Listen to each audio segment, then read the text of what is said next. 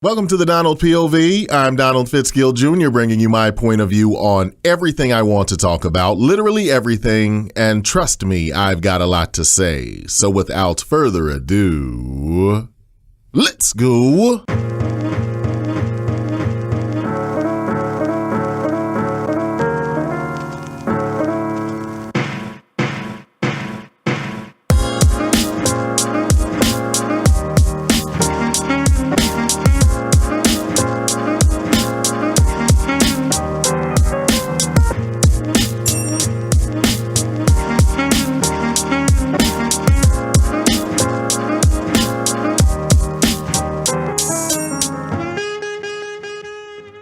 In 2008, during the financial crisis, there was a word that was thrown around almost every day on the news as to the reason for this crisis: derivatives. Everyone said that Wall Street was greedy and they were fooling around with those pesky derivatives and got us into this mess. Derivatives, derivatives, derivatives. Now, in calculus, a derivative is the limit of the ratio of the change in a function to the corresponding change in its independent variable as the latter change approaches zero.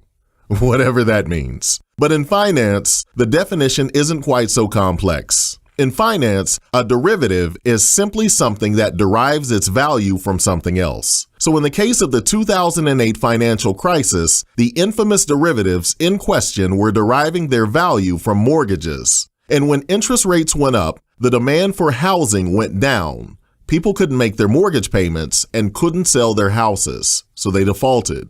So if I have a security that has based its value in something that has little to no value, my security will have little to no value as well. Now, derivatives are used by many professional stock traders, and there are many different types of derivatives: mortgage-backed derivatives, credit swaps, commodities futures, and options, to name a few. Now, options give the buyer of the option the right to either buy or sell an underlying asset at a certain price during a certain period of time or on a specific date. An option is made up of several components: a strike price, premium, expiration date, and option type. The strike price is the price at which a stock can be bought or sold. The premium is the per-share market price of the option. The expiration date is the date in which your option contract expires. American-style options can be exercised any time before the expiration date, and European-style options can only be exercised on the expiration date.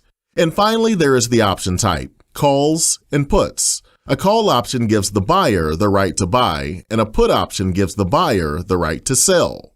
So imagine that stock XYZ was currently trading at $80 a share. And let's say that you believe the stock price of XYZ will greatly increase over the next few months, but you don't want to spend $80 a share to receive the stock. You can purchase a call option at a fraction of the price to take advantage of this expected increase. Here's how. Let's say that it is currently January and there is an American-style call option for XYZ with a strike price of $82, a premium of $5, and it expires in July. This means you can purchase this option contract for $500. This is because an option contract represents 100 shares of a stock. So 100 shares times the $5 premium gives us $500. For $500, you are giving yourself the right to buy 100 shares of XYZ at $82 before the expiration date in July, which is the third Friday of the month. So, if the price goes up to $100 before the expiration date, you can buy the stock for $82. If the price goes up to $200 before the expiration date, you can buy it for $82. You see, one of the reasons that people buy options is for leverage. Instead of paying $8,000 for 100 shares of $80 stock XYZ, you can spend $500 and control the same amount of shares. So what's the catch? The catch is that as an option buyer, you run the risk of the option being worthless at expiration. In our earlier example, if stock XYZ doesn't exceed $82, then it wouldn't make sense for you to ever exercise your option, because why would you buy for a higher price than you could receive in the market? Now let's look at the other side of the option contract.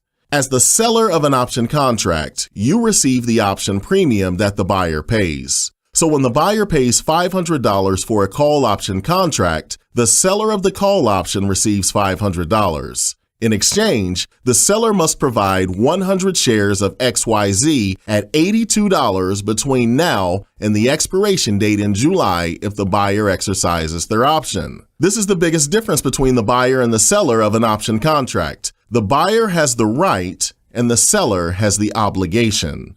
The buyers of options have a maximum risk of the amount of money they paid for the option contract. The seller of an option contract could have an unlimited amount of risk, depending on the type of option strategy employed. As I stated before, a call option gives the buyer the right to buy, and a put option gives the buyer the right to sell.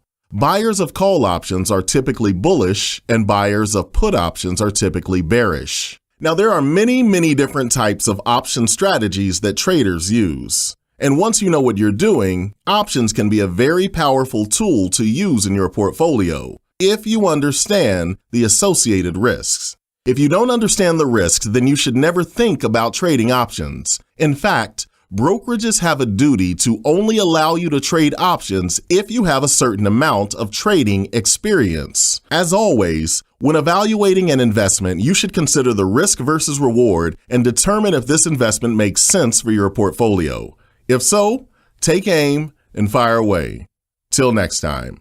Well, folks, thanks for tuning in. If you liked what you heard, please subscribe on iTunes and please tell a friend about the show. Also, feel free to connect with us online at thedonaldpov.com and on Facebook and Twitter at thedonaldpov. Till next time, I'm Donald Fitzgill Jr. and this is the Donald POV.